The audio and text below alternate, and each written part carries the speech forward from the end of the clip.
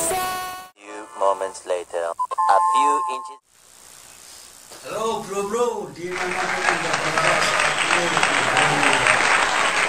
bersama Jo, biasa dalam acara bincang-bincang, sharing-sharing tentang cerita-cerita gaib. Jadi channel ini saya khususkan untuk bro atau orang-orang kantoran, orang pabrik atau nelayan atau tukang mancing yang senang dengan perkara-perkara gaib. Oke, saya awali dengan satu pantun. Berlayar ke Tanjung Pinang, jangan lupa membeli kelapa. Daripada kita selalu terkenang, lebih baik kita bercerita.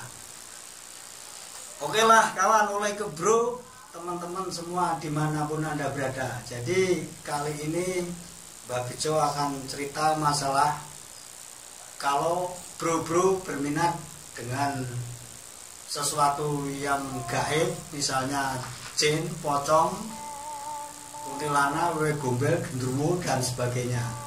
Jadi kali ini Mbak Bejo akan memberikan satu tip.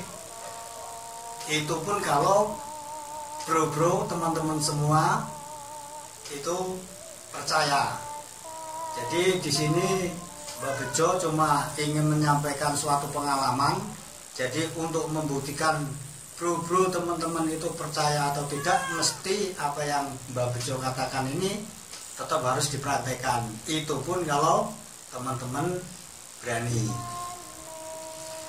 Jadi kalau kita bisa memandang alam di sekitar kita ini, sebenarnya bro itu banyak sekali makhluk-makhluk yang kalau kita tuh terbuka, makanya kita akan melihat betapa banyaknya mereka-mereka itu di sekitar kita. Bahkan satu pohon dalam satu pohon itu makhluknya itu kalau dari akar sampai batang sampai daun ini penuh. Jadi untung saja kita ini tidak semuanya diberikan yang Maha Kuasa untuk melihat hal yang seperti itu. Bagaimana misalnya kita bisa melihat seperti itu? Tentu kita mungkin tidak bisa beraktivitas atau bekerja atau apalah dengan leluasa, karena di sekitar itu penuh dengan hal seperti itu.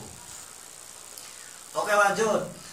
Jadi Mbak Bejo yang akan cerita masalah ini adalah masalah bagaimana kita bersinggungan dengan makhluk gaib itu, yang antara lain yang populer itu bangsa jin. Jadi tip untuk mimpi atau bertemu dengan jin itu apapun bentuknya, nanti apabila bro mempraktekannya entah itu seperti apa gitu modelnya. Nah ini tipnya seperti ini.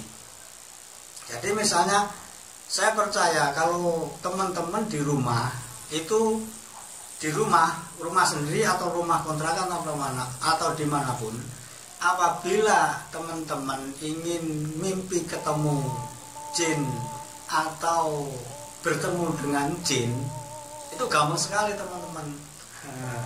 Ini nggak bohong, ini bener ini, cuma memang harus dipraktekkan. Nah bagaimana itu? Yang pertama bro, teman-teman, langkah yang pertama adalah tidur di depan pintu rumah kita. Kalau malam kita tidur di depan pintu rumah kita, nggak usah dengan bacaan apapun, yang penting tidur di depan pintu kita terus saja, di pintu sebelah dalam. Nah tetapi ada syaratnya bro. Apa itu syaratnya?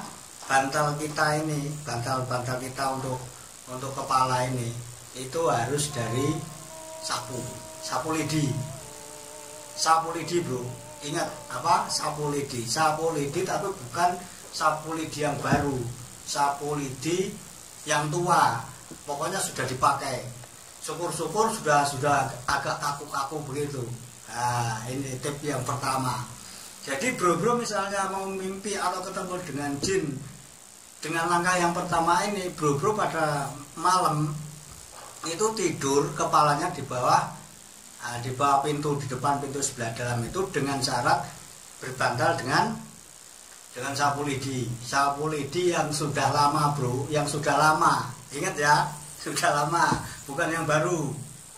Nah, usahakan teman-teman atau bro tidur di situ sampai tidur. Nah, makanya apa yang akan terjadi? Nah monggo, memang itu harus dibuktikan omongan dari Mbak Bejo yang ini. Masih penasaran lagi kan bro? Ada lagi bro. Yang kedua, bro teman-teman yang sekarang lagi di aktivitas lagi ngojek atau lagi kerja di kantoran atau kerja apapun sekarang ini yang melihat kita, melihat Mbak Bejo, itu yang kedua, tim yang kedua, di rumah itu kan ada kadang ada tiang, ini bisa tiang di rumah, bisa tiang di masjid, atau hubungan. Jadi kalau genteng itu kan modelnya begini. Nah ini, antara tengah ini biasanya kan ada blandar atau kayu yang lurus. Kalau sekarang pokoknya yang di bawah genteng itu yang kerucut itu yang lurus itu. Usahakan bro kalau malam juga tidur di bawah yang di bawah genteng yang kerucut itu, yang lurus itu. Nah tidur di situ kepalanya persis di atas itu, persis seperti itu. Pokoknya kepalanya persis di situ. Syukur-syukur rumahnya teman-teman atau bro ini menghadap ke utara atau ke selatan. Jadi gampang aja kita tidur gitu, pokoknya dilurusin dengan yang namanya blandar rumah itu. Oke, kalau itu tidur dengan berbantal apapun terserah bro yang jelas tidurnya sesuai sejajar dengan apa di bawah itu, di bawah genteng itu yang kerucut itu, atau di bawah apa ya, tiang yang lurus pokoknya itu namanya kita bilang itu blandar. Nah bro tidur di situ. Kalau misal mau ketemu atau mimpi jin, kalau bro ingin sekali bersinggungan dengan makhluk gaib itu. Oke bro, maaf, percaya atau tidak itu memang omongan Mbak Bejo ini memang perlu dibuktikan. Kalau nggak bisa dibuktikan ya apa, paling Mbak Bejo omongnya bohong. Buktikan bro, buktikan. Tapi mentalnya harus berani, karena apa? Kalau dia datang kadang-kadang dia berbuat pusing. Kadang-kadang kita ditaburi dengan debu atau pasir. Beberapa kali, bahkan kemarin Mbak Bejo juga mengalami seperti itu, tapi Mbak Bejo tidak berniat untuk bersinggungan, karena kebetulan Mbak Bejo waktu itu tidurnya itu nggak sadar karena kecapean, tidurnya kebetulan pas di bawah blandar itu. Nah di tengah tidur itulah Mbak Bejo disiram ditaburin dengan debu itu sampai 2 kali. Ini apa ini? Kemudian Mbak Bejo ingat, wah ini tidurnya di bawah blandar. Makanya kemudian Mbak Bejo pindah posisi. Oke bro, itu yang kedua. Untuk yang ketiga, nah ini perlu modal bro, perlu modal. Kalau berani sendiri ya sendiri, kalau berdua nggak masalah, tapi jangan rame-rame. Bro dengan syarat bakar sate, misalnya ayam bakar atau apalah ya, pokoknya yang bisa dibakar, yang bisa dimakan itu dibakar itu aja, sudah dibakar. Kemudian kita mendatangi tempat yang menurut orang di situ sering-sering ada genderuwo yang menakuti orang yang lewat, atau pokoknya posisinya di situ ceritanya ada genderuwonya. Ini biasanya di tempat kamar-kamar mandi di luar rumah. Tentu saja ini mungkin bukan di perkotaan. Kalau di kampung-kampung, di dusun-dusun itu biasanya masih ada MCK yang di luar rumah untuk umum. Nah itu kalau maghrib, nah kita datang ke situ bro, bawa daging apapun yang sudah kita panggang. Nah, syukur-syukur ada bau-baunya masih anget gitu, atau apalah ikan bisa juga, ikan bukan jair atau apa yang sudah kita bakar. Kita bawa ke situ bro. Nah Ini serius, benar serius, nggak bohong. Tapi memang perlu dibuktikan kalau Mbak Bejonya ngomong. Kalau nggak dibuktikan ya alah Mbak Bejo paling omong doang, omong ketak kata orang Bangka, banyak omong nggak jelas. Nah ini. Terus bagaimana bro selanjutnya? Kita setelah tiba di tempat itu, kita langsung menyanyikan satu lagu.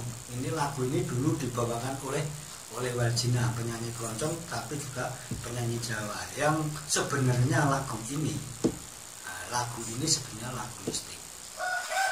Apa itu lagunya? Begini bro, dengerin ya, dengerin. Man paman sing guyang jaran, opo paman ngerti popo keruk keli. Itu belum. Kalau dia belum datang, sambung lagi. Man paman sing guyang sapi, nopo paman ngerti popo beruk keli. Bagaimana bro? Kalau misalnya 2 kali ini belum juga ada datang si gendruwo ini atau jin ini, yang ketiga bro, apa itu lagunya? Yang terakhir nih bro, ini sudah agak malam kan, udah habis maghrib itu pas kita sudah di situ. Lagu yang ketiga disambung lagi. Sing masusi nopo nini weruh popo beruk keli, popo urit-uritan jengkir gading ngawikir ukiran. Bagaimana bro? Inilah yang terakhir 3 tadi. Ini kalau ini langsung kita mau bersinggungan atau bertemu dengan gendruwo. Gendruwo itu juga sejenis jin bro. Oke, begitu dulu bro. Ini memang omongan Bejo kali ini perlu dibuktikan. Kita jangan mengatakan wah Mbak Bejo bohong. Buktikan bro, buktikan. Dan itu pun untuk bro-bro yang memang harus mentalnya sudah disiapkan. Oke bro, jumpa lagi nanti. Kemungkinan itu dari Mbak Bejo cukup dulu sampai di sini. Kalau ada jarum yang patah jangan disimpan di dalam peti.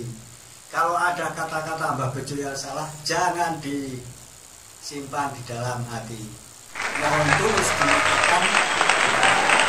Oke bro, selamat beraktivitas bro yang berdasi, yang kerja di kantoran, yang jadi ojek atau yang lagi mancing. Semoga sukses hari ini. Oke, selamat siang.